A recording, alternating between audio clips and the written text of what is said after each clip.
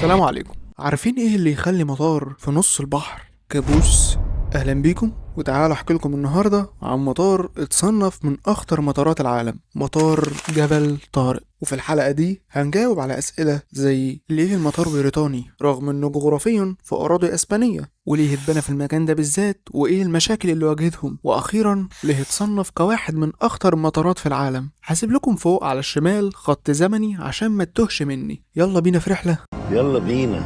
سنة 1939 يقرر الجيش البريطاني يستغل منطقة خارج أراضيه لكنها كانت تحت سيطرته. كان محتاج يبني قاعدة جوية تطلع منها طياراته، والمكان ده كان جبل طارق، أو نقدر نقول إنها قرية صغيرة مساحتها 6 كيلو، عبارة عن جبل ضخم ارتفاعه 426 متر بيضم معاه أرض مستوية مساحتها صغيرة، لدرجة إن الفنادق عبارة عن مراكب في البحر. بريطانيا فرض سيطرتها على المكان ده من زمان جدا ومعينة عليه حاكم، وهحكي لكم بعد شوية السبب. نرجع لسنة 39، كان الحاكم الفعلي لدولة جبل طارق أو إقليم جبل طارق طيار من سلاح الجو الملكي، وكان عندهم مطار صغير آخره ينزل طيارات صغيرة وخفيفة. ولكن مع زيادة التوتر في المنطقة ساعتها وألمانيا نازلة ضرب في الكل، قالك ليه أنا مستغلش منطقة زي دي وابني فيها مطار يحكم البحر المتوسط كله ويدعم قواتي للتصدي من الوحش الألماني ده، وهي أراضينا تبعنا ومش مستغلة. والقرار ما تأخرش، بسرعة صدر القرار ببناء مطار عسكري ومهمته هتكون الدعم.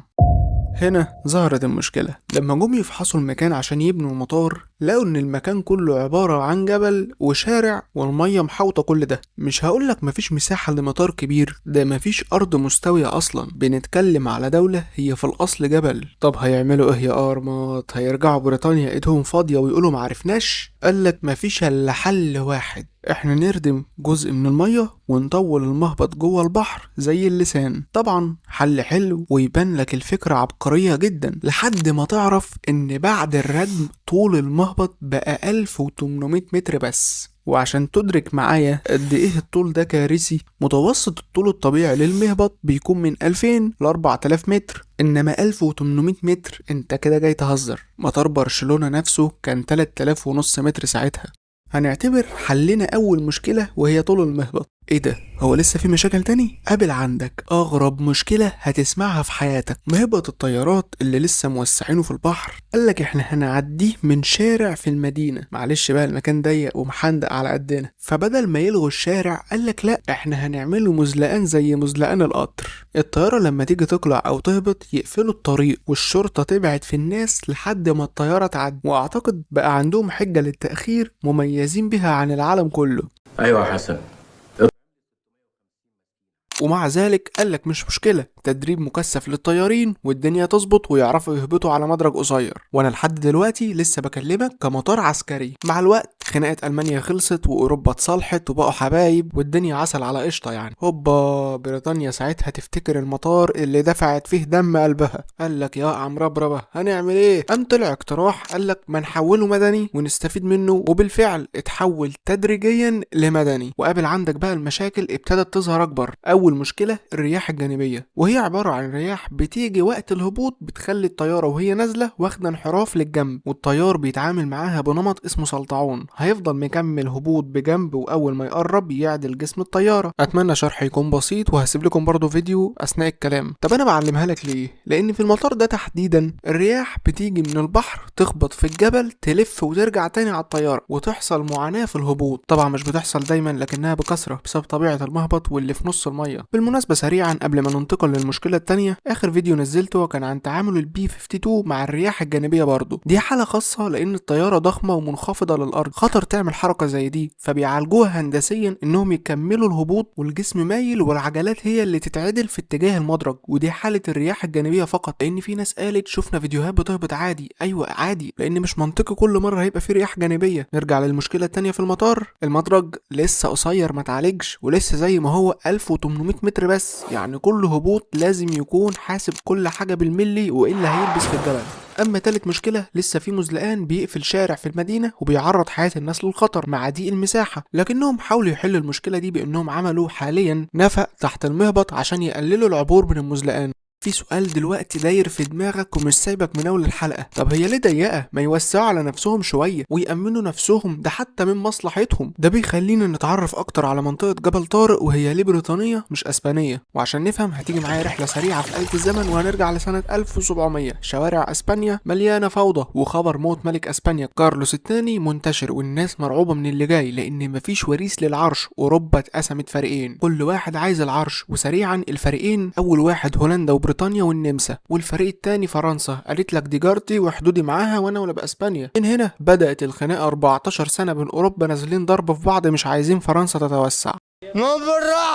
معلش بنجري بس انا وعدتكم ان هنقولها سريعا. وسط الخناقه دي مدايره سنه 1704 اتحرك اسطول بريطاني هولندي عشان يسيطر على العاصمه الاسبانيه برشلونه، لكن فشلوا. وركز معايا من هنا بقى. وهم راجعين في الهزيمه دي قال لك نعمل ايه يا ارمات؟ هنرجع بريطانيا ونقول لهم معرفناش؟ راح عقدوا مجلس للقاده على السفينه واقترحوا فكره مهاجمه جبل طارق، لانه كنز عسكري استراتيجي يقدروا يمسكوا منه مدخل البحر المتوسط كله. وبالفعل خدوا جبل طارق، وبعد 14 سنه من الصراعات سنه 1714 قال لك لا، احنا مش هنفضل في خناقات كده على طول، احنا نعمل معاهدة سلام.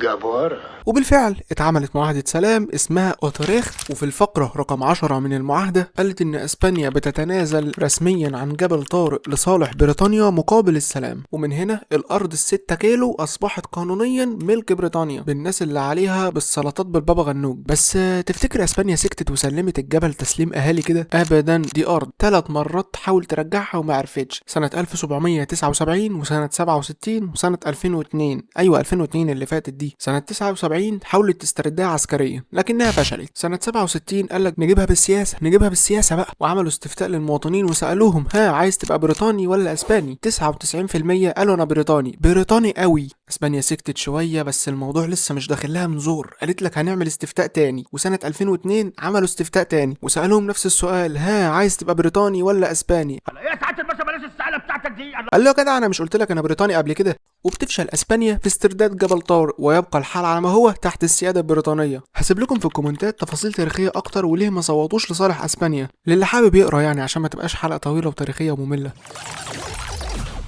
نيجي لأهم سؤال في الحلقة، ليه اتصنف واحد من أخطر مطارات العالم؟ مش عشان بيوقع طيارات كل يوم، لكن عشان كوكتيل التحديات اللي مش موجود في مطار تاني، واللي ذكرناها على مدار الحلقة وسببها بالتفصيل كمان. لكن يبقى المطار مهم استراتيجيا جدا، ومع الوقت فضل زي ما هو، غريب صعب لكن شغال بكفاءة. وده اللي خلاه واحد من أغرب وأشهر المطارات في العالم، وكل هبوط فيه هو بمثابة اختبار أعصاب للطيار. تفتكروا لو أسبانيا كانت خدت الجبل ده تاني كانت هتخلي المطار ده شغال زي ما هو ولا هتحوله لمزار سياحي؟ بس كده، لو عايزين حلقة في الطيران اكتبوا لي في الكومنتات. سلام.